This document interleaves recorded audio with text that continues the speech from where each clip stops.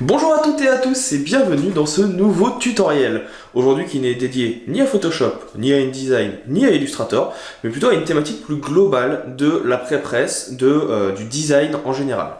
Aujourd'hui je vous propose de vous expliquer quelle est la différence entre deux choses, le CMJN, que l'on voit en général en impression, et le RVB. Ce sont deux termes que vous avez certainement déjà entendus, mais qui ne vous parlent pas, que vous ne comprenez pas. Et bien aujourd'hui, on va débunker un peu tout ça, je vais vous expliquer à quoi servent ces deux termes, à quoi ils correspondent, quand les utiliser et pourquoi.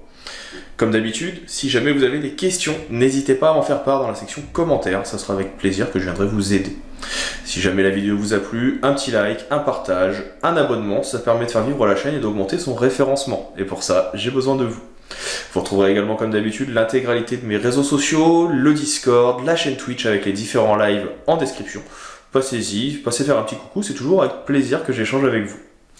Voilà pour la petite introduction, on va maintenant pouvoir passer tout simplement à notre petite discussion et notre astuce. Attaquons donc cette petite vidéo CMJN versus RVB. Aujourd'hui, je voulais vous faire cette vidéo parce que je sais et je remarque que c'est deux termes qui sont souvent mécompris, alors qu'ils sont pourtant indispensables et qu'ils ont une spécificité quand même. Donc je voulais aujourd'hui revenir sur ça. Afin de vous faire comprendre un petit peu mieux comment ça marche, parce que c'est quelque chose qui est assez théorique aujourd'hui, on va quand même passer dans Photoshop. Donc je vous ai préparé et retrouvé un petit schéma que je poste ici actuellement pour vous expliquer un peu mieux, et on va voir aussi après avec deux couleurs directement. Donc je vais venir ici me faire un petit carré de couleurs qui vous permettra de voir la différence entre les deux. Ce petit carré, je vais faire exprès de venir le faire dans une couleur qui va être très flash, très colorée, avec une luminance assez forte. On va se prendre par exemple ici un turquoise qui va être très fluo. Donc comme ça, il est ici. Vous allez voir donc tout de suite la différence entre les deux. Déjà, qu'est-ce que le CMJN et qu'est-ce que le RVB? Alors c'est deux espaces colorimétriques différents qui vont chacun avoir une spécificité. Le CMJN, qui veut dire cyan, magenta, jaune et noir, va être en fait le gamut, donc c'est l'ensemble des couleurs que l'on utilise en impression. Ça va être en fait les différentes cartouches d'encre que vous avez dans vos imprimantes. Vous avez dans vos imprimantes une cartouche cyan, magenta, jaune et noir. L'accumulation de ces couleurs va faire qu'on va obtenir du noir, parce qu'elles vont se mélanger. A l'inverse, de l'autre côté du spectre, je vais dire, on va avoir ce que l'on appelle le RVB, le rouge, vert, bleu. C'est l'espace colorimétrique qui est utilisé par les écrans. Dans cet espace colorimétrique, vous allez pouvoir, en fusionnant les couleurs, obtenir du blanc. Parce que comme c'est utilisé par les écrans, ça fonctionne sur un principe de lumière. Alors que de l'autre côté, comme on fonctionne avec le CMJN sur de l'encre, on va fonctionner, comme son nom l'indique, sur des touches de couleur. Ça, c'est pour la théorie. Je rappelle d'ailleurs, tant qu'on est sur Photoshop, que vous pouvez venir définir vos modes colorimétriques ici. Et vous retrouvez RVB et CMJN. Ces distinctions peuvent être retrouvées aussi bien dans Photoshop, Illustrator, InDesign ou tout autre logiciel de graphisme. En plus de ça, donc, ce qui est intéressant de savoir et de comprendre, c'est quand utiliser l'un, quand utiliser l'autre. Alors, il y a une petite règle qui dit, depuis quelques années maintenant, qu'on peut utiliser du RVB tout le temps. J'ai mis longtemps à comprendre pourquoi, mais maintenant je vous informe et je trouve que c'est pas bête. Vous pouvez à tout moment utiliser du RVB. Pourquoi? Parce que le CMJN va amoindrir le nombre de couleurs. Vous avez moins de possibilités de couleurs, vu que quand on les mélange, ça foncit. Petit schéma explicatif. Vous avez donc ici ce qu'on appelle un gamut de couleurs. C'est l'ensemble des couleurs visibles qui existent. Et vous avez deux schémas. Un premier triangle ici qui représente ce que l'on appelle le RVB. Rouge, vert, bleu, ou RGB, red, green, blue, en anglais. Tout ce qui est dans le triangle, ici, ce sont les couleurs que peut produire l'espace colorimétrique RVB. A l'inverse, vous avez ici, dans la forme avec des pointillés, le profil colorimétrique donc du CMJN. Cyan, magenta, yellow, key pour l'anglais. Et vous voyez que les couleurs les plus flashy, les plus fluo, sont exemptées de cette zone CMJN, ce qui fait qu'on ne peut pas les imprimer techniquement. Or, si je viens commencer à travailler sur un projet en CMJN, je me ferme à toutes ces couleurs. Tout ce qui est ici dans la pointe, dans celle-ci et dans celle-ci. Surtout si mon projet est dédié au web.